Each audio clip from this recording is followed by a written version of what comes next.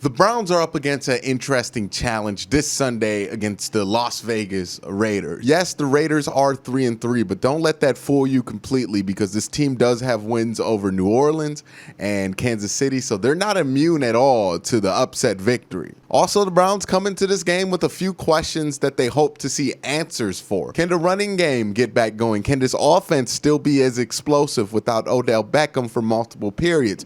Can this defense survive another highly explosive passing threat? And will the Baker Mayfield that we saw last week be another peak in this wild roller coaster ride, or will this be the point, the genesis of Cleveland's first franchise quarterback since Bernie Kosar?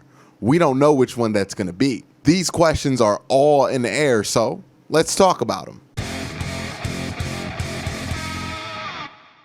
By the way, if you're new here, please don't forget to hit that like button, hit the subscribe button, and ding that notification bell so you can be notified when I upload. And also, you guys know what time it is. It's time for the dog checks, and this week's dog checks go out to Greg Ehlers, Seth Harrison, Billy, Michael Holdenack, Jared Austin, Robert Gentry, Patrick F., Austin, Mark Burnett II, Andre Griffin, Otis Wolf, IT Rex, Jesus Serrano, the Picktown Browns backer, and Max Owl Dojo.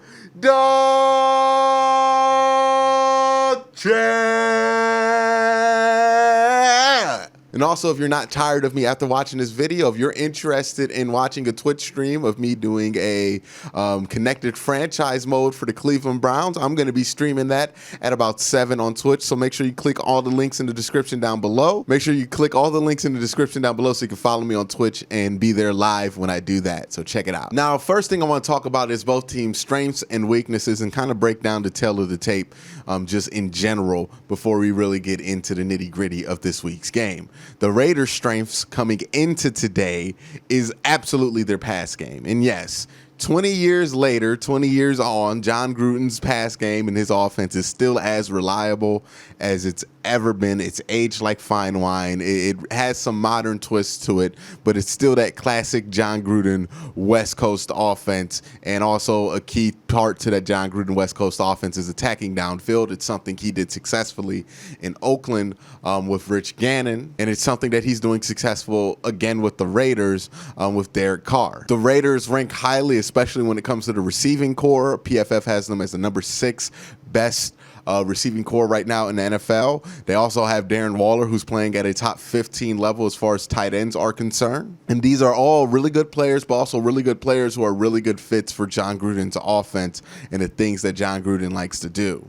All these guys outside of Renfro can really attack downfield and also are very dangerous when they get the ball in their hand. And while Renfro is not going to be somebody who's going to burn you after he gets the ball, he's somebody who could really take advantage of you before he gets the ball, kind of similar to a Julian Edelman in that respects. But the Raiders do have flaws. While Josh Jacobs is very good, I don't think his offensive line is that good. I don't think that highly of them. It's a kind of a similar situation to Cincinnati where you have a really good running back, but you don't necessarily have the best run blocking offensive line there to support him. And defensively, this team has not been great. They ranked no higher than 28th in all of these categories that I'm going to mention on the defense. Run defense, tackling, pass rush, and coverage. They rank at the bottom quarter of the league in all of those statistics. Conversely, the Browns' strengths are in the amount of firepower that this offense has.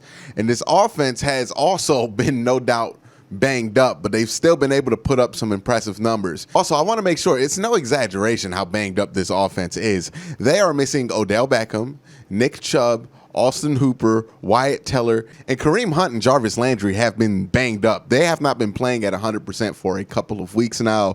Kareem with a hamstring and some ribs, and Jarvis with his ribs. They've really not been 100% the last few weeks.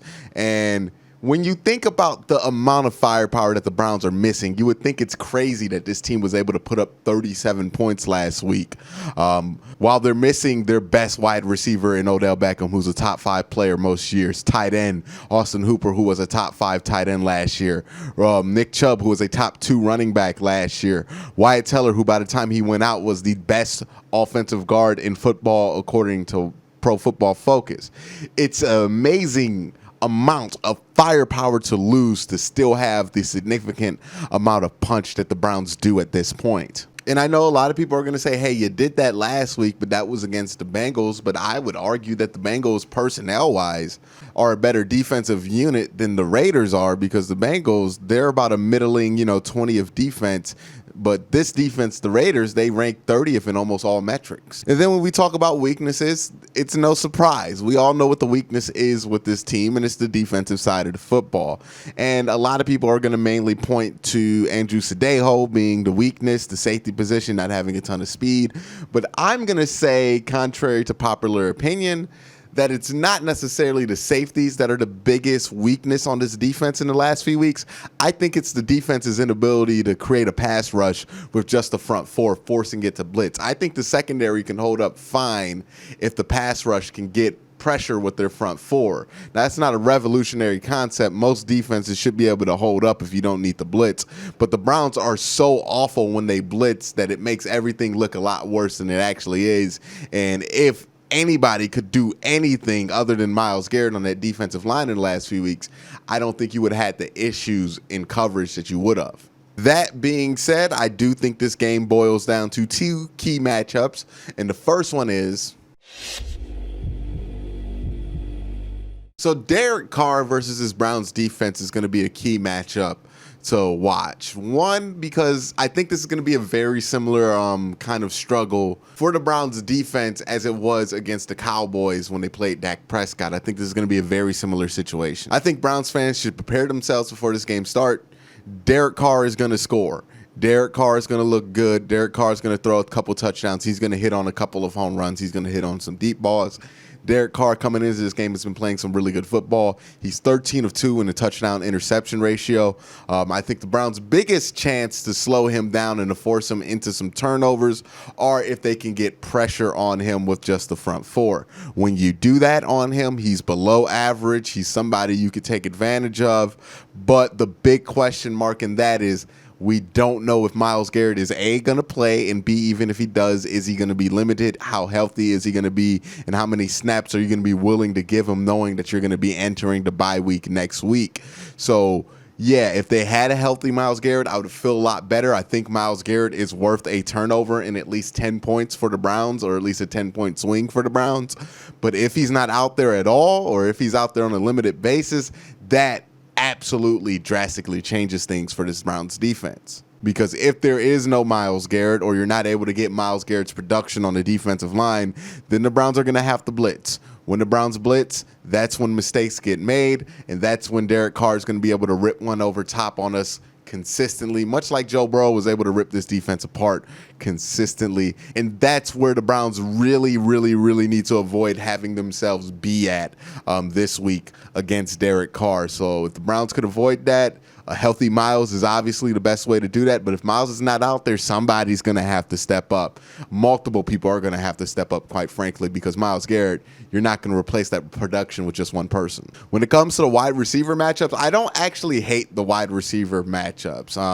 I think Renfrow on Kevin Johnson, that's going to be an interesting one to watch. I think Kevin can actually match up quite well with him. I'm also intrigued to see what Ronnie Harrison and Malcolm Smith do in a combo coverage kind of situation on Darren Waller.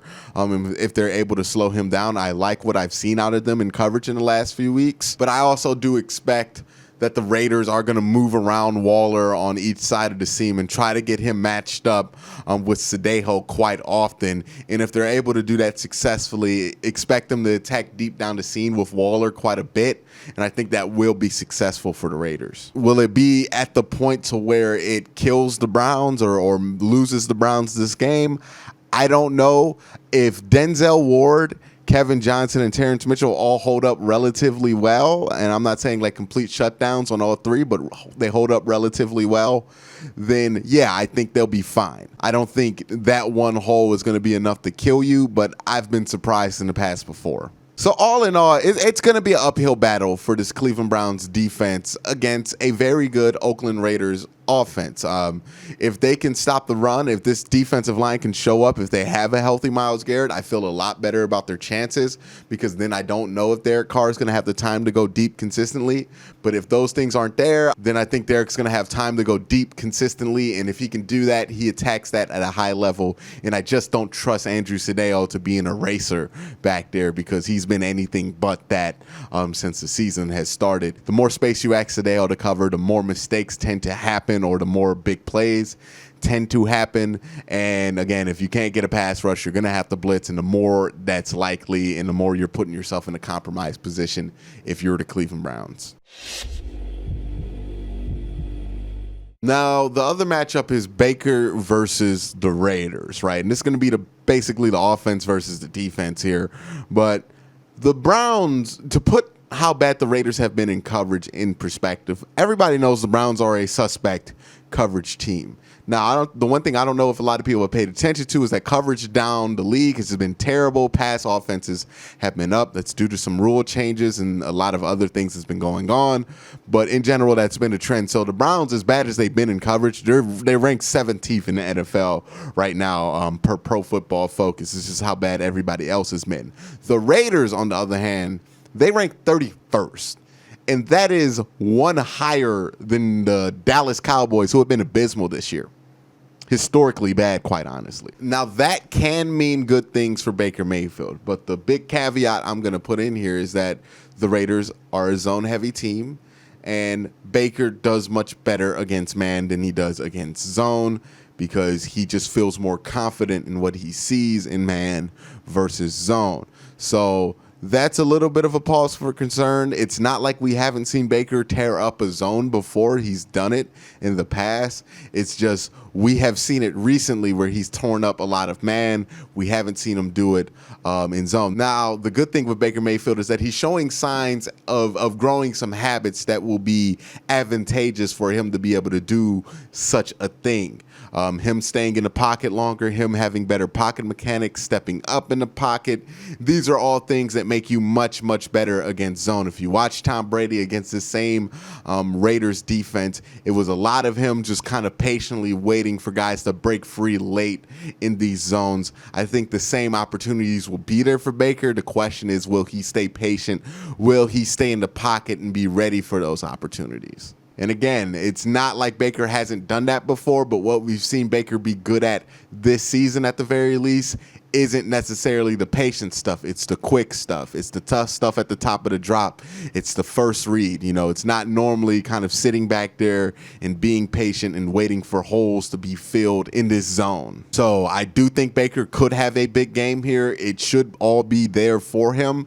The question is going to be, hey, where's Baker at? How patient is he being, and can he dominate against a bad zone defense the same way that he dominated against an average man defense? Because again, while I think the matchup as far as defensive concepts is better for Baker Mayfield against the Bengals, I do believe the Bengals had much better personnel than what the Raiders do on defense. Also, another issue for the Raiders is that they don't tackle particularly well, and that could become a problem, because I can see the game plan early on being for Baker to let things kind of be simple, let the game kind of come to you and just take what the defense gives you, because sure, the big plays, maybe you can wait a little bit for those later on in the game, but I think you're going to be able to get a good amount of running back screens in this game, some dump offs to Jarvis Landry where you're going to be able to get some yak, because this isn't a great tackling team. They're going to let things happen underneath, and I think the Browns have playmakers that can take advantage of that kind of a concept.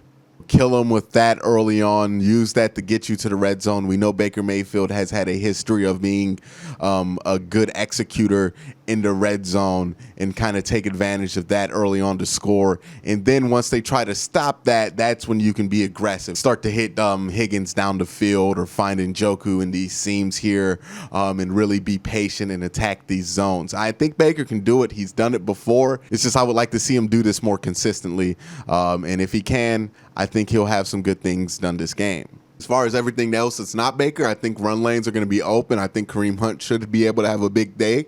And I kind of expect this game plan to be very similar to what the Browns did against Dallas. I think these are going to be very similar game plans. Now, speaking of game plans, let's talk about. If I'm the Raiders offensively, I'm just going to take deep shots early and often. I'm going to just try to stretch this defense vertically as much as I can and try to break them.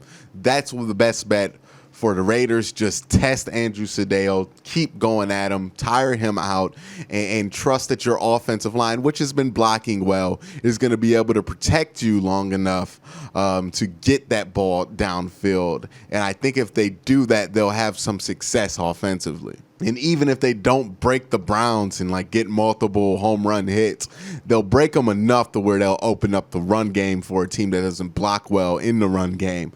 Defensively, I would try to confuse Baker Mayfield with some of your zone looks.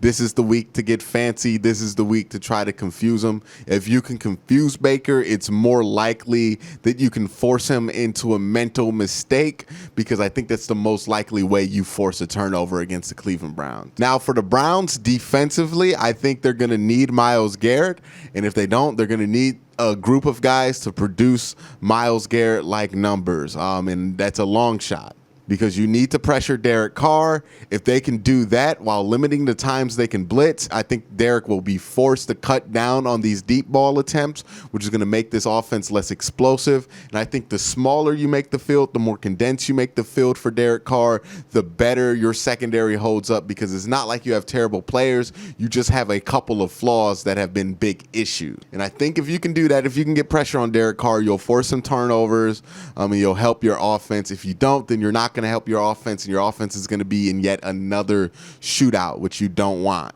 For the Browns offense, the key words are going to be less is more. Control the pace. Baker, get the ball into Kareem and Jarvis' hands early with space. Take what the defense is going to give you, which is a lot of short stuff early on. Don't be afraid to take it. Run the ball a lot, screen the ball a lot, and keep things simple early on. And then later in the game, be patient, and you'll be able to find a way to attack downfield and attack some of these zones once they get worried about the smaller stuff, or hey, you might even force them into more man. If Baker does all these things, stays in the pocket, stays patient versus this zone, and doesn't sprint out, I think the deep shots will eventually open themselves up. And I think once Baker gets to the red zone, he can execute in that area at a high level. So if the Browns do these things, they should win. And I think it's likely that the Browns win this game. So I'm going to go with the Browns win here. It's at home. I think they're going to have enough here. They are really banged up, and this bye week couldn't come any sooner. I know for like Odell, it's not going to change anything, but Nick Chubb, Wyatt Teller, maybe even get a guy like Greedy Williams back. The Browns need to get healthy. The good news for the Browns is that you've already been through the tough part of the schedule, and at worst, you're going to be in this bye week at 5-3 with a chance to improve that with some winnable games ahead of you. And also, you're only going to get healthier from this point, knock on wood, because you're pretty banged up now. So that's my thoughts on this week's game. Let me know your thoughts down in the comment section below, also by using the Flick app. But again, guys, thank you for watching. Have a great day and have a good night.